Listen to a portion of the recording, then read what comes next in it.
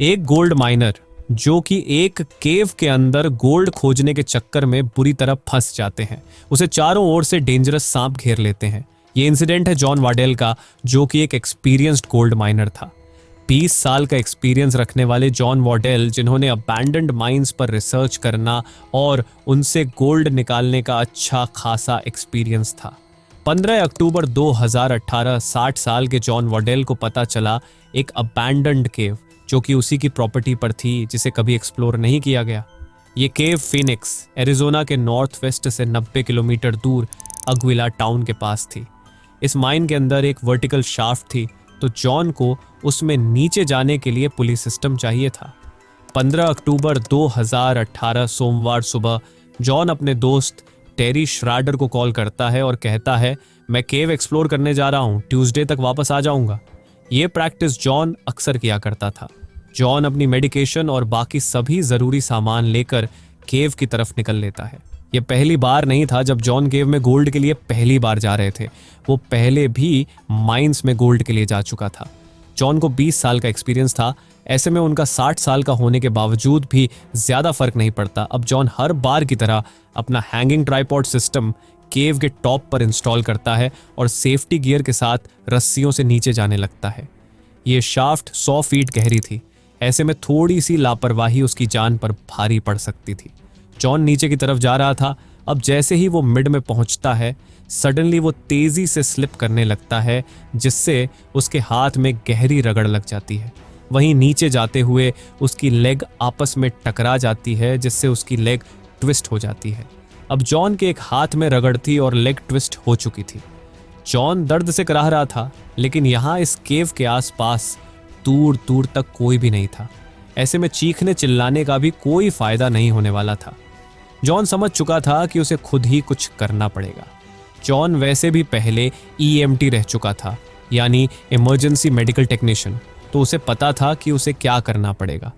John अब केव के अंदर स्टिक तलाशता है और उसे स्टिक मिल भी जाती है।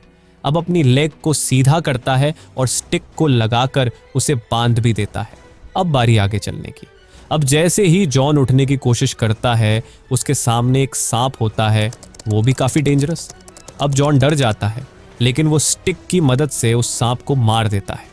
अब बाहर का वेदर ठंडा हो रहा था और जॉन को अंदर भी ठंड फील हो रही थी, लेकिन वो खुद को रिलैक्स करने की कोशिश कर रहा था। जॉन की लाइट्स की बैटरी भी डेड हो चुकी थी। अब जॉन एकदम अंधेरे में था। तभी कुछ आवाज आती है।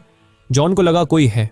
वो खुश होता है कि शायद अब वो बाहर निकल जाएगा, लेकिन ये सिर्फ उसकी गलतफहमी थी, जबकि ये साउंड सांप की थी जो दूसरी ओर से फुंकार भर रहा था। जॉन एकदम डर जाता है, लेकिन वो हिम्मत कर स्टिक से सांप को मारता है और लगातार हिट करने से सांप भी अब मर चुका था। जॉन नहीं चाहता था कि वो किसी भी जीव की हत्या करे, लेकिन वो अंधेरे में अकेला था और उसके पास ये करने के अलावा कोई और ऑप्शन नहीं था। जॉन बार बार खुद को रिलैक्स करने की कोशिश करता है, लेकिन जॉन अब पूरी तरह एग्जॉस्ट हो चुका था। उसे समझ नहीं आ रहा था वो क्या करे। जॉन खुद को रिलैक्स करता है इस उम्मीद से कि अब कोई सांप न मिले। कुछ ही समय बाद फिर से एक और सांप की आवाज आती है। जॉन अब उसे मारने की बजाय उसे साइड में एक पिट में गिरा देता है, जिससे वो दोबारा टॉप सरफेस पर ना आ सके। जॉन समझता था कि यदि उसे किसी सांप ने काट लिया तो उसकी मुश्किलें और ज्यादा बढ़ जाएंगी। अब जॉन आराम करता है। जॉन के पास पानी और फूड सब कुछ खत्म हो चुका था। जॉन ब्लिस्टर से पानी कलेक्ट कर उसी से काम चला रहा था। जॉन अब नेक्स्ट डे मॉर्निंग उठता है इस उम्मीद के साथ कि कोई आसपास आ जाए जो उसकी मदद कर सके। अब जॉन की आखिरी उम्मीद बची थी, वो थी अपनी टूटी हुई लेग के साथ ही ऊपर चढ़ जाए। अब जॉन एकदम फुल एफर्ट के साथ स्टेप बाय स्टेप ऊपर चढ़ता है। तभी रास्ते में उसे फिर कुछ आवाज सुनाई देती है। उसे लगा कोई कार के इंजन की आवाज है, लेकिन वो गलत था। ये आवाज कार की नहीं, एक और सांप की थी जो कि उसकी दूसरी ओर था। जॉन अब उसे स्टिक की मदद से नीचे गिरा देता है।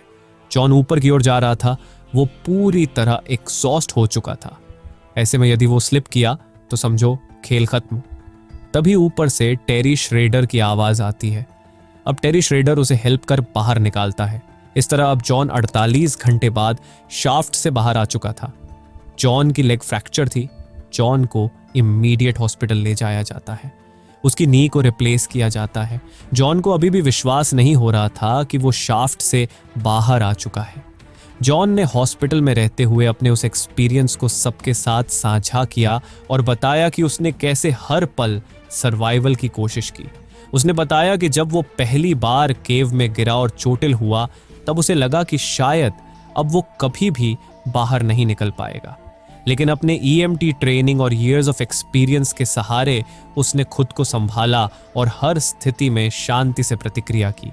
जैसे जैसे उसकी तबीयत में सुधार हुआ, जॉन ने ये ठान लिया कि अब वो इस तरह का एडवेंचर अकेला नहीं करेगा। उसने डिसाइड किया कि वो अपने इस एक्सपीरियंस को लोगों तक पहुंचाएगा ताकि कोई और ऐसी मिस्टेक ना करे। उसने इस इंसिडेंट को एक सीख की तरह लिया और लोकल न्यूज़ चैनल्स पर इस बारे में बात की ताकि लोग अबैंडन्ड माइंस की खतरनाक सच्चाई से अवेयर हो सकें। कुछ महीनों के बाद जॉन पूरी तरह से ठीक हो चुका था, लेकिन उसका ये एक्सपीरियंस हमेशा उसके साथ एक याद की तरह रहा।